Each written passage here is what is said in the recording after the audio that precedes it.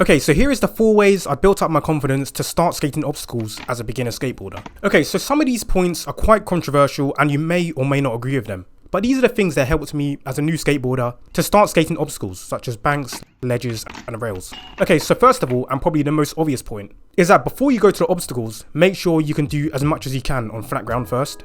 So obviously before I attempted to do 50/50s on a ledge, I had to first make sure that my ollie on flat ground was at a decent height. Now you may be watching this and think that this is such an obvious thing, why am I even talking about it?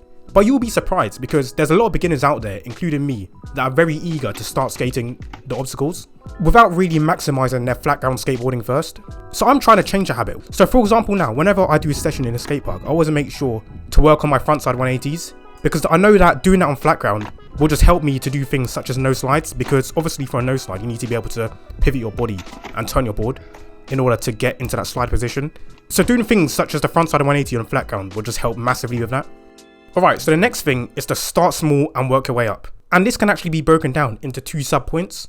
So this could be starting small, such as starting with smaller obstacles. So for example, before you go and skate ledges, you can perhaps start skating on smaller things such as curbs and mani pads. Or it can mean to start small by breaking a trick down into stages. Now I have tried both of these things and I can tell you right now that this has helped me massively with building up my confidence with obstacles. For example, the first ever obstacle I ever skated in a skate park was the smallest bank I could find. And then over time, I just gradually worked my way up to skating on bigger banks. And the same goes for things such as my frontside 50/50. I started off by trying to do 50/50 on a curb, and now I'm currently skating on a ledge which is a little bit higher. Because I just never imagined I'll get to this point right now when I'm skating ledges of this height. So literally just start with something which is super close to the ground, and then just work your way up. It's quite simple. And the exact same thing goes for breaking down the trick into stages.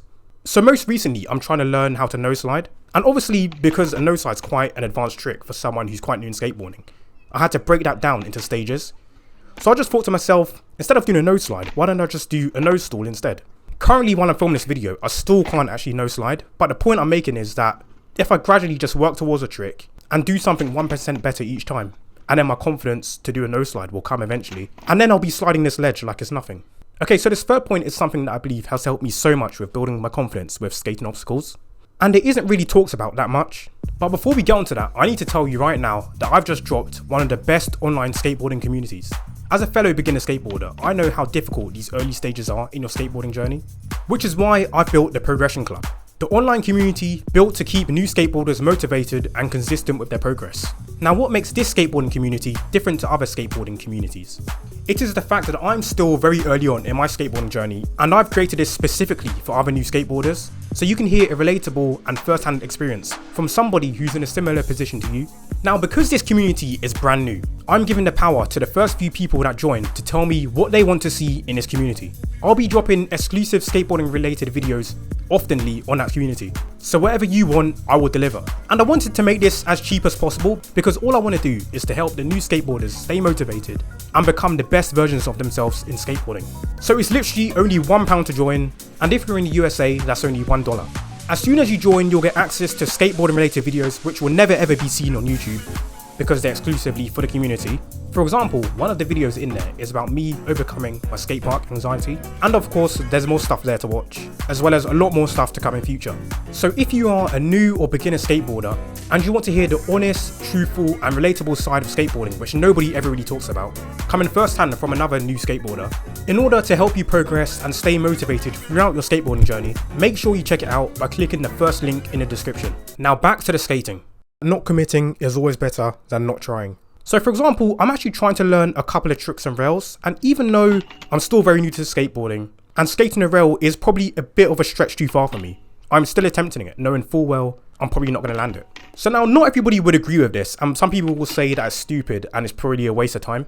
But I'm sorry, if I see an obstacle in a skate park, I'm not just going to look at it, I'm going to at least try and skate it. And if I can't fully commit to it or I can't land a trick, at least I can come away with the increased confidence knowing that I tried. So in my opinion, I think this makes progression go a lot faster. Because every session, if you push yourself and do something which is a little bit out of your league, eventually you'll become more confident with that obstacle because you'll become more familiar with the challenge. But just be sensible when doing this. Don't do anything way out of your league, just do something that's a little bit out of your league.